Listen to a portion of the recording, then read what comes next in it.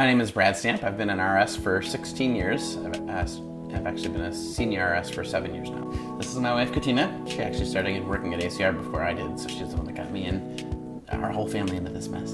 I think the best thing about it is the flexible schedule that being an RS provides. So raising kids, I've been able to be a lot more involved, I think, than traditionally. The kids have really gotten to see a broad spectrum of what life really entails and a life of serving others and being really compassionate towards everybody. Our residents at McAfee are ambulatory, and so anytime we pull in the driveway, a couple of them come out the door and come say hi to us, and they know all of our family's birthdays and will wish us happy birthday, and usually a month or two in advance potentially, just so they don't miss the opportunity to come say hi to the kids. Some of our daughters at a young age would identify their hairstyles, how they wanted their hair done by the staff that they were familiar with. Like, can you please do a curly ponytail today, Mommy? And so they would name their hairstyles after the staff. Yeah, we do homeschool our kids, which is really nice, again, with the flexibility of my schedule. If I'm working an evening shift, so I'm kind of taking the morning off, the kids are around, and so I don't miss them while they're at school for the day, so we can still do a lot of things together as a family. It really depends on the day, but definitely they're very involved on a daily basis in terms of my work.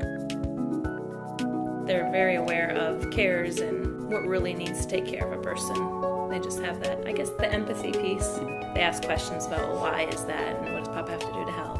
If a resident's having a bad day, and they maybe respond a little differently than your average person does when they're dealing with anxiety and that kind of thing. So it's a good opportunity to teach compassion and how we help residents work through certain things. Homes that I work at are behavior homes, so it's a little bit different maybe than some of our medically fragile homes, but there have been situations where, behaviors will get aggressive, and I will need to have abandoned Katina and the kids at Olive Garden because I had to, we were in the middle of eating dinner and I got a call and had to just get back here for safety reasons. So I think that's the biggest challenge, is just occasionally the kids have got to be kind of on the back burner.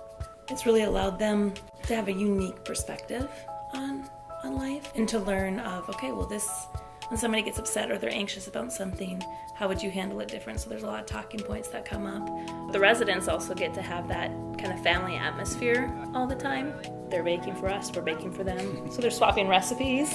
Don't even have to go outside to borrow an egg if you're making sure for cupcakes. Right? At this point, hopefully in society, most children are told you need to be kind and appropriate to people with disabilities.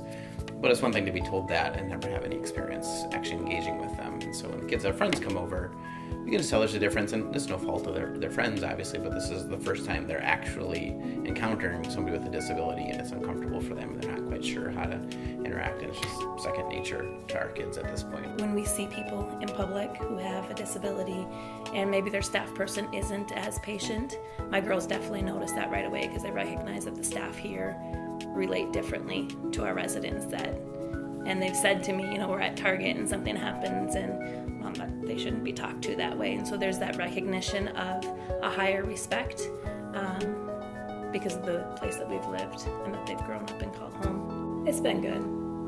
It's been good.